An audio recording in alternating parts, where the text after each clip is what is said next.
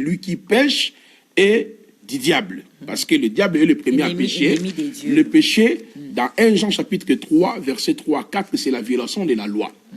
Doit-on demander pardon à Dieu parce que j'ai péché? Non. Parce que si Dieu va te pardonner, le principe biblique nous dit, sans effusion du sang, il n'y a pas le pardon des péchés. Oui. Donc pour que Dieu te pardonne, il faut qu'il y ait l'effusion du sang. Or, dans le texte d'Hébreux chapitre 10, le verset 10, on nous dit, il s'est offert une seule fois son sacrifice, une seule fois. Il a mis fin à la problématique du péché. Hébreux chapitre 1, le verset 2 à 3, il a fait la purification de nos péchés, il est assis à la droite de la majesté divine. Hébreux chapitre 10, le verset 18 jusqu'au verset 22, il dit, je ne me souviendrai plus de vos péchés. Le Saint-Esprit ne nous convainc plus du péché. Parce que si le Saint-Esprit te culpabilise, il te convainc du péché, tu n'es pas encore sauvé. Le Saint-Esprit en nous, il nous rappelle de notre identité. Ouais. Parce que moi, je ne pêche pas. Quand je pêche, le péché là n'est pas imputé. Pourquoi? Le pardon que Dieu m'a accordé à travers la croix sécurise mon salut. Parce que le salut est éternel. Hébreux chapitre 5, le verset 8 à 9, nous avons le salut éternel. Mais le salut que j'ai en Jésus, ça ne vient pas de moi. Éphésiens chapitre 2, 8, 9, le salut vient par la grâce au moyen de la foi. Donc, une fois que moi, je manifeste les œuvres de la chair, cela ne peut même pas entraver mon salut en Jésus-Christ. Dieu ne me demande pas de lui demander pardon. On demande pardon entre frères et sœurs. Devant Dieu, c'est le dépouillement. C'est le renoncement. Éphésiens chapitre 4, le verset 20 jusqu'au verset 27. Si j'ai menti, j'ai convoité, je dois renoncer à cela. Seigneur, je suis ton temple. Père, déjà tu m'as accordé le pardon par rapport à cet acte. Quand on renonce, normalement, il faut aussi arrêter. Hein? Il ne faut plus commettre ces péchés-là. Mais quand vous renoncez, vous continuez à pécher. Donc, vous allez continuer à demander pardon. Non, non, le pardon est éternel.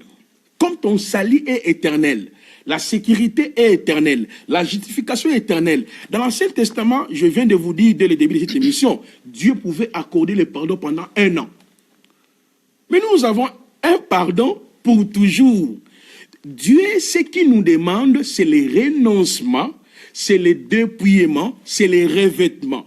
Donc, si moi, je manifeste le péché, je dois dire, Seigneur, revêt-moi de ta puissance. Je renonce à cela.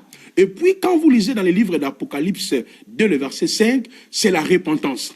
Parce que les gens confondent la confession et la repentance. La confession, la repentance, le pardon, c'est... Très bien, très bien.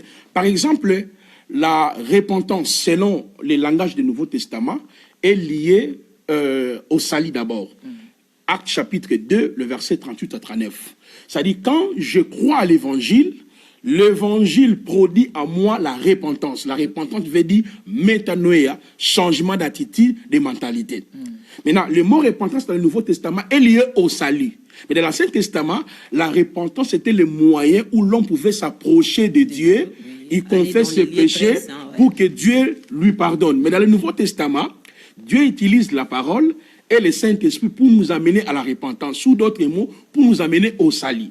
Donc, il y a la repentance qui est liée au salut. Ça, c'est un. Il y a la repentance comme mode de vie.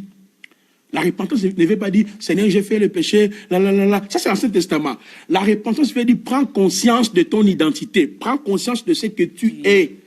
Voilà pourquoi dans l'Apocalypse 2:5, on nous dit, souviens-toi d'où tu étais tombé, répands-toi. Répands-toi ne veut pas dire, Seigneur, j'ai péché. Ça, c'est la confession. Pour nous, la confession a été faite le jour où tu avais accepté l'évangile.